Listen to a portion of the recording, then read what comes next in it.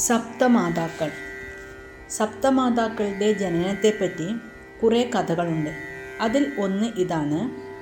ശുംഭനിശുംഭന്മാർ ത്രിലോകങ്ങളും പിടിച്ചെടുത്ത് അടക്കി വാഴുന്ന സമയം ദേവന്മാർ ആദിപരാശക്തിയായ ദേവിയെ അഭയം പ്രാപിച്ച് ശുംഭനിശുംഭന്മാരെ വധിക്കണം എന്ന് അഭ്യർത്ഥിച്ചു. ദേവന്മാരുടെ പ്രാർത്ഥന കേട്ട ദേവി ശുംഭനിശുംഭന്മാരെ വധിക്കാൻ വേണ്ടി ഒരു സുന്ദരിയായ സ്ത്രീരൂപം ധരിച്ച് ഹിമാലയ സാനുക്കളിൽ കളിയാടി.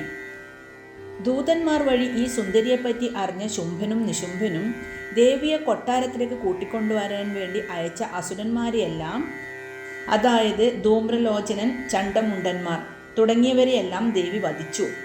ഇതറിഞ്ഞ ശുംഭനിശുംഭന്മാർ വലിയൊരു അസുരപ്പടയോടുകൂടി ദേവിയോട് നേരിട്ട് യുദ്ധത്തിനായി ചെന്നു. അവർ ദേവിയെ വളഞ്ഞ ആ നിർണായക മുഹൂർത്തത്തിൽ അസുരന്മാരെ വധിക്കാനും ദേവിയുടെ സഹായത്തിനുമായിട്ട് ബ്രഹ്മാവ്, ശിവൻ, വിഷ്ണു, കാർത്തികേയൻ, വരാഹം, നരസിംഹം, ഇന്ദ്രൻ എന്നിവരുടെ ശക്തികൾ പ്രത്യേക രൂപത്തിൽ അവരുടെ ശരീരത്തിൽ നിന്നും നിഷ്ക്രമിച്ച് ആയുധധാരികളായി പടക്കളത്തിൽ നിലയുറപ്പിച്ചു.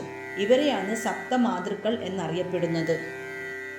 ബ്രഹ്മാവിൻ്റെ ശക്തിയെ ബ്രഹ്മാണി എന്നും, മഹേശ്വരൻ്റെ ശക്തിയെ മാഹേശ്വരി എന്നും, വിഷ്ണുവിൻ്റെ ശക്തിയെ വൈഷ്ണവി എന്നും, കാർത്തികേയൻ്റെ ശക്തിയെ കൗമാരി എന്നും, ഇന്ദ്രൻ്റെ ശക്തിയെ ഐന്ദ്രി എന്നും, വരാഹത്തിൻ്റെ ശക്തിയെ വാരാഹി എന്നും, കൂടാതെ നരസിംഹത്തിൻ്റെ ശക്തിയെ നരസിംഹി എന്നും ആണ് അറിയപ്പെടുന്നത്.